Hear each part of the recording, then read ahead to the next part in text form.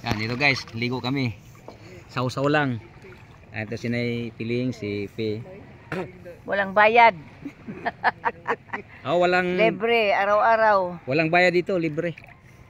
Linggo lang may bayad, no? Sabi, kung mo gamit kagkuan. Cottage? Cottage. Mayroon talagang ano diyan, may bayad yan diyan. Bayad na. Bayad yan. Ayan, saglit lang kami dito guys kasi nagdumapadali na rin. May hinahabol na akong oras 7:30. Ilang minutos na lang. Ito, ikot ko na lang tong camera ko. Makita natin yung ang ganda-ganda ng dagat beach, dito. ng Bohol. Ito ang tinatawag na Kadinsoy. Tapos pinalitan ng pangalang Warren. Ngayon Bonbon na atang pangalan nito. Bonbon Beach na. Napakaganda ang taga-Kandihay na sila.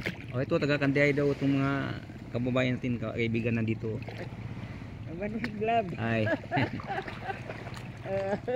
Yan. Napakaganda ang dagat ngayon, di maalon. Malinaw. Tipugan ako magkaan lang ko da. Kuan. Bit ko pitas mo ti. Kaya sarap magtampisaw dito, mga kababayan. Makita ko lang sa inyo yung buhangin dito. White Beach.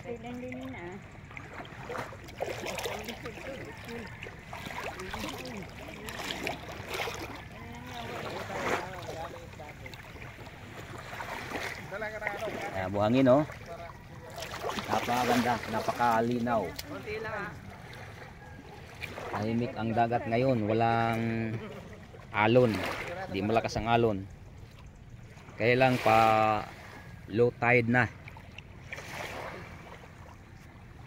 Pero kahit pa paano maganda pa rin. Kaya na malaki ang dagat. Kita natin doon siguro mga 2 dipa na ang binaba. Ayan.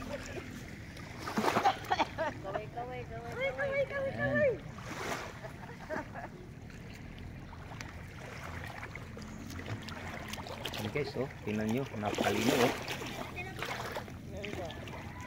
Kitang-kita yung buhangin. Ito ang dagat dito sa Bohol, lalo pag napagawi kayo yung banda sa Panglao. Nako, makikita nyo kung gaano kagandang mga beach doon. Kung mapuntahan nyo guys ang Balikasag, talagang sulit yung punta nyo doon, at saka ang Virgin Island kung tawagin, napuntahan na rin namin. Marami pang tourist spot dito sa atin sa Bohol, hindi lang yan.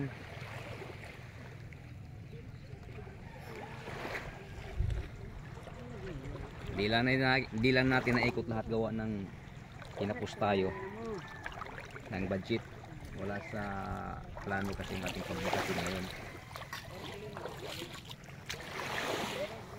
Kahit pa paano masaya na rin ako at nakauwi ako rito sa matagal na rin panahon na hindi natin nabalikan itong Bohol na to.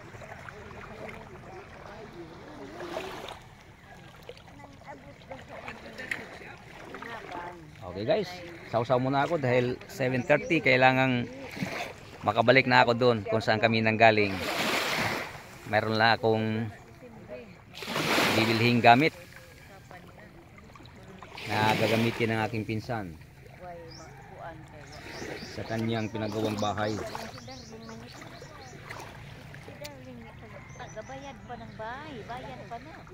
Bye bye, God bless us all.